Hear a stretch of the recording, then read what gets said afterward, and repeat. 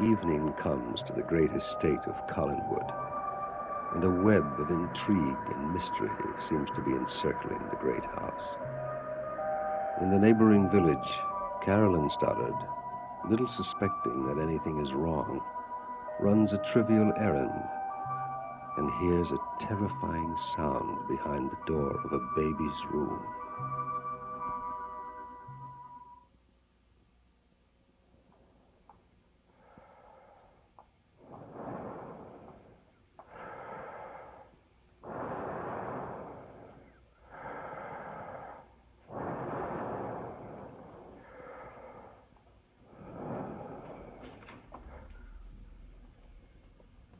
What are you doing here?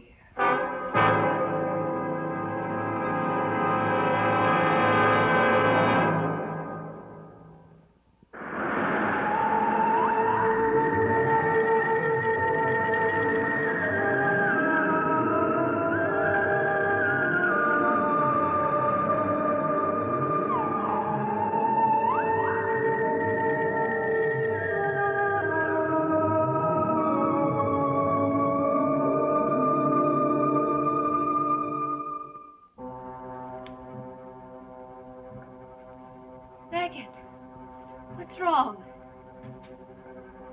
You can't come in here. The baby's asleep. I'm sorry, but I heard such a strange sound from inside that room. I don't know what you could have heard. It sounded like breathing. Strange breathing. Oh, that. It's the radiator. But it couldn't have been. I was terrified the first time I heard it, too. No, I'm sure it wasn't. I had Philip looking all over the house for a monster of some kind. But he's more sensible than I am. He soon discovered what it was. Oh, we'll have to have it fixed. I'll call the man tomorrow. There was a phone call for you from Philip. That's the reason I came upstairs.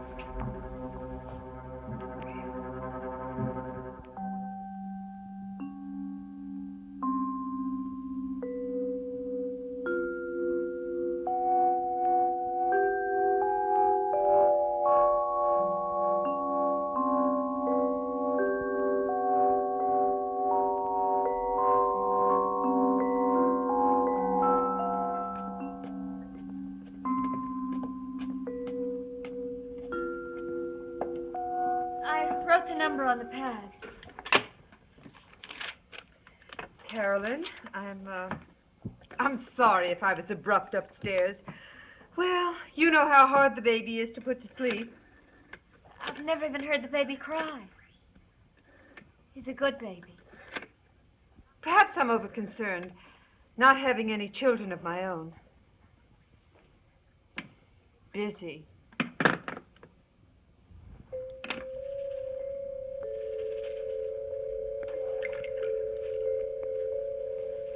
Someone is out there.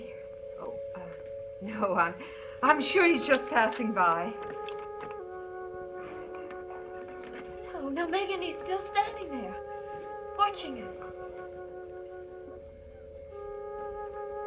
Carolyn! He ran away.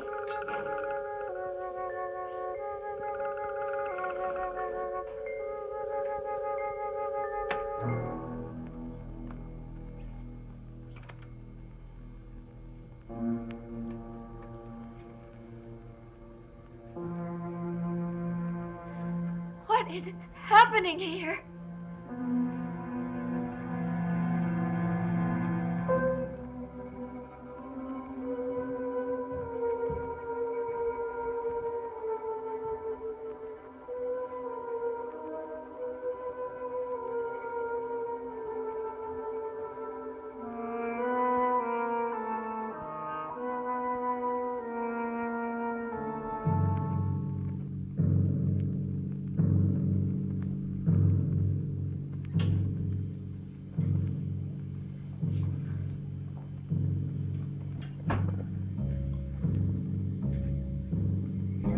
day shall come when the child shall be dressed in glorious garments. David! I'll be there in a minute, Aunt Elizabeth.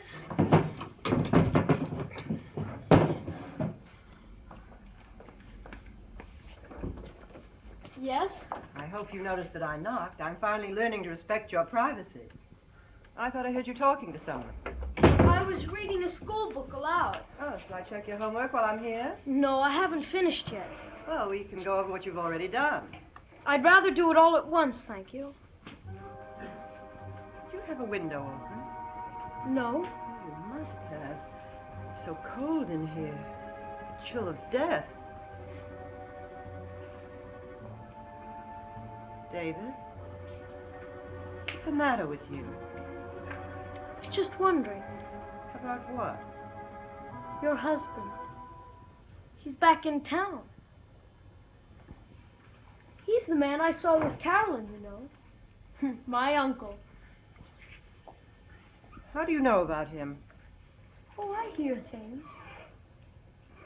We'll have to do something about getting you friends of your own age.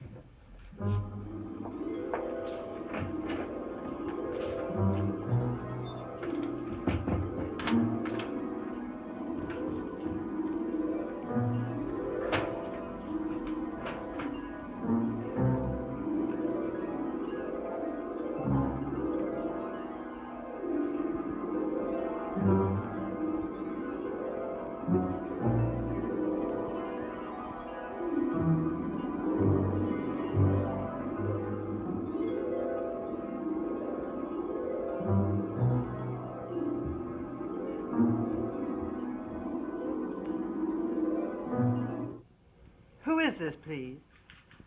Well, I can't believe you don't recognize my voice. I'd hoped I'd never hear it again. You can hang up. But if you do, you will lose Carolyn. What do you want? I want to come to Collinwood to see you. No. Well, then you must come here. To hear more lies? No, to hear the truth, to hear what must happen. How could you tell me what's going to happen? You've never thought of anything beyond the next 5 minutes. Because I know what must be done. I know what must be done to save Carolyn from me. Let me tell you, please. That's why I want to see you. Can't you recognize when I'm trying to be honest? I'll come to your hotel. What's wrong, Mother? Nothing. Was that father on the phone? I think it was. Leave me alone, Carol. Please leave me alone.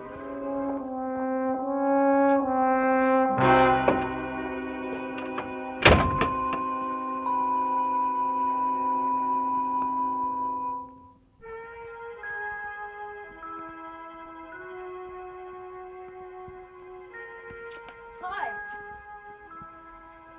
You ought to be In bed or doing my schoolwork. Or is there something else I've forgotten? No, you seem to have covered the alternatives nicely. I want to read the paper. Tell me, which part do you read first? Financial section. I've grown up, or haven't you noticed? You've been too busy with your father, I guess. David.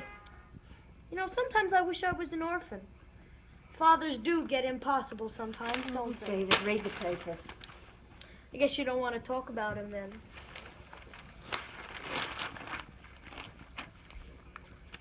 What's so interesting about Brewster's advertisement? Nothing. I didn't know you were interested in sales. They're open nights now, until Christmas. David, you are not going into town tonight. No, I'm not. Are you crazy? It's late. I'm just thinking about Christmas, making up my list.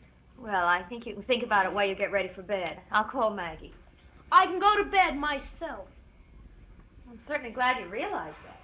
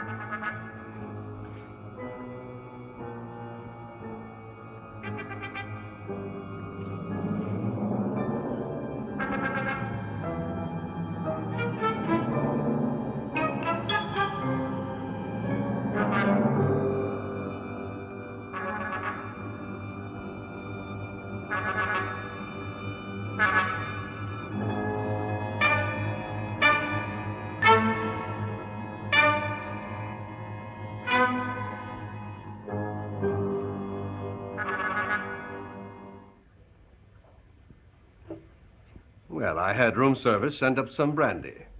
Your favorite. 20 years ago. Oh? You've changed? Yes. Well, I still like it. Sure you won't have some? I didn't come here to have a drink. And don't bother playing the sentimental husband with me. Whatever you remember doesn't interest me, so please stop.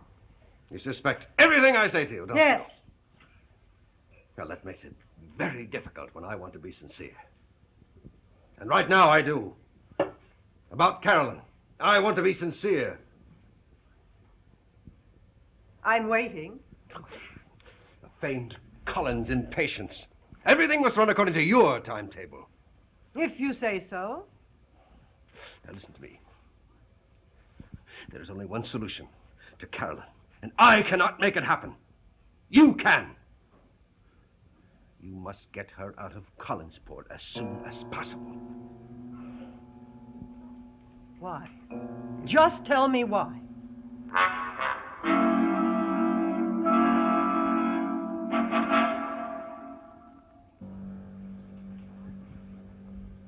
I won't do anything without being told why. You must. Not without a reason.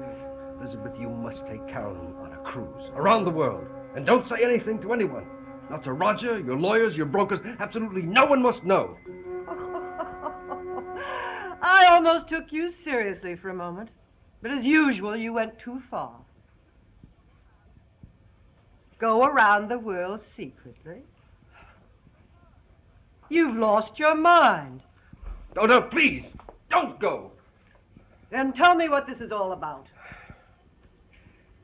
Well, it's... Can't you think? Can't you make something up? Well, you'll think I made it up. You won't believe it. I'm glad you realize that before you say it.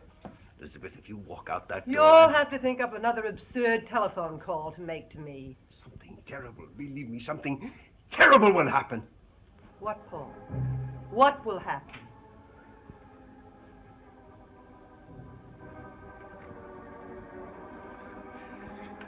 Well, you know what I am capable of doing. You don't have to agree. I know that you know. You understand. Or at least you used to. The things that used to happen to me. Things that never happened to anyone else. What have you done, Paul? A terrible thing. I didn't know it was terrible when it happened, but... Will you stop apologizing and tell me what you've done?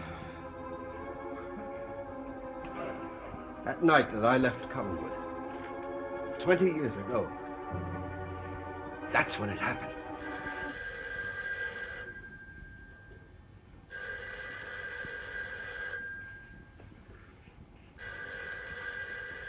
Paul, what's wrong?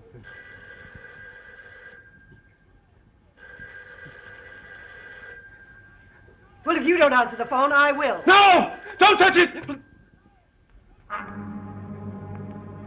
Hello? Hello?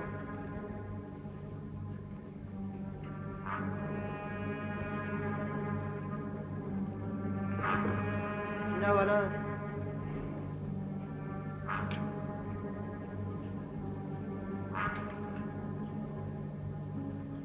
I heard breathing. You are in trouble, Paul. And as usual, you're trying to involve all of us. You are involved! No, we are not. I'll never be able to figure out what this latest plot of yours is, but I can't see why taking Carolyn around the world will help. But I dare say your devious mind has thought of something.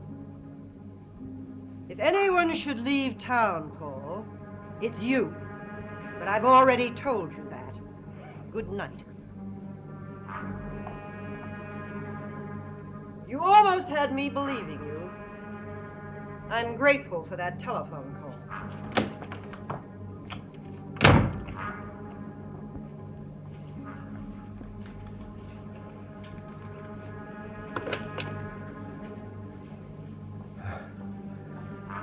Yes, this is Paul Stoddard in room 37.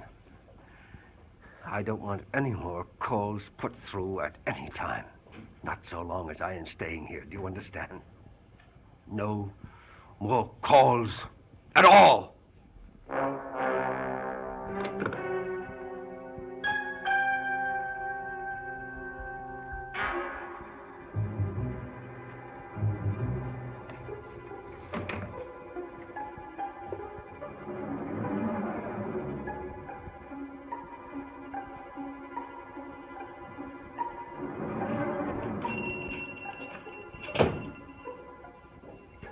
David? David!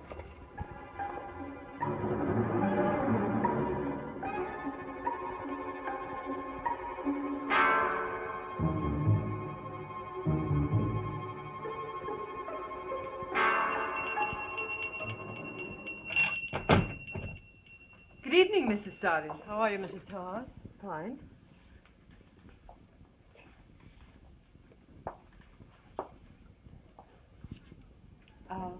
Can I help you? But I saw David coming in here. He should be in bed, of course. Well, you can see he's not here. That's strange. He was carrying a package very much like this one. This? Oh, this is mine. I was at Brewster's this afternoon. It's mine, I'm afraid. I saw him. Perhaps he saw me coming and is hiding. Excuse me, Mrs. Todd, if I try to find him. I'm sure he's not here. You don't mind if I look for him? There's no need to go upstairs, Mrs. Stoddard. I was just there. I'd have heard him. Mrs. Todd, I'm sorry. I realize this is an imposition. But surely you understand that a child can't go wandering around Collinsport at all hours. Shall we look for him now?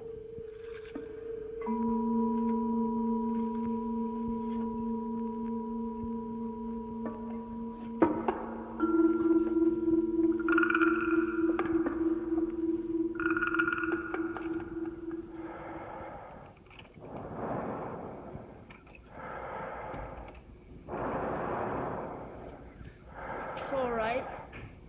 I brought you what you need. I'll always look out for you. You know that. It's my duty. You'll like what I brought you. I know you will. David, where are you? I know you're here. David!